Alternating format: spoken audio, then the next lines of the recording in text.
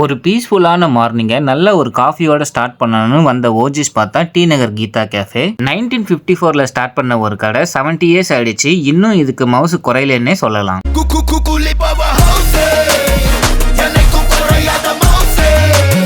இவங்களோட காஃபிக்கு ஒரு தனி ஃபேன் பேஸே இருக்கு. Morning jogging, running, photo shoot பண்றவங்க எல்லாம் இந்த காஃபியை டேஸ்ட் பண்ணிட்டு தான் போறாங்க. ஸோ இந்த காஃபியில் அப்படி என்ன ஸ்பெஷல்னு பார்க்கலான்னு ஒன்று வாங்கிட்டேன். காஃபியோட டேஸ்ட் பத்தி சொல்லணும்னா நல்லா இருக்கு. ₹40க்கு ஒரு டீசென்டான காஃபி, அதுவும் மார்னிங் இந்த அமைதியான பாண்டி பசார் ரோட ரசிச்சுட்டே இந்த சூடான காஃபியை குடிக்கும் போது ஒரு டிவைன் ஃபீல்.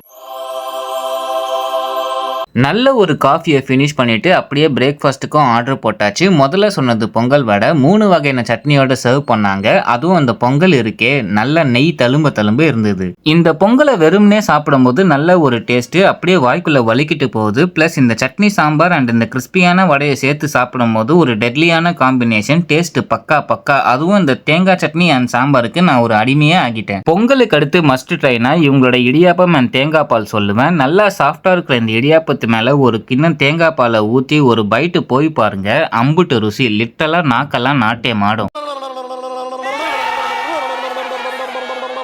ஃபைனல் டச்சா ஒரு ஆப்பத்தோட முடிக்கலான்னு ஒரு ஆப்பம் ஒன்று ஆர்டர் பண்ணியாச்சு. ஆப்பமோட டேஸ்ட் ஆவரேஜ் தான். பிகாஸ் அன்னைக்குன்னு பார்த்து ஆப்பம் கொஞ்சம் புளிச்சுது. பட் இந்த தேங்காய் பாலுக்கு நான் ஒரு ஃபேனே ஆயிட்டேன்னு சொல்லுவேன். இன்னொரு கிண்ணம் வாங்கி குடிச்சிட்டு தான் வந்தேன். மார்னிங் நல்ல ஒரு காஃபி அண்ட் பிரேக்ஃபாஸ்ட் சாப்பிடணும்னு ஆசைப்பட்டீங்கன்னா இந்த லெஜெண்டரி ஸ்பாட்டை ஒரு வாட்டி ட்ரை பண்ணி பாருங்க. கண்டிப்பா டிசப்பாயிண்ட் ஆக மாட்டீங்க.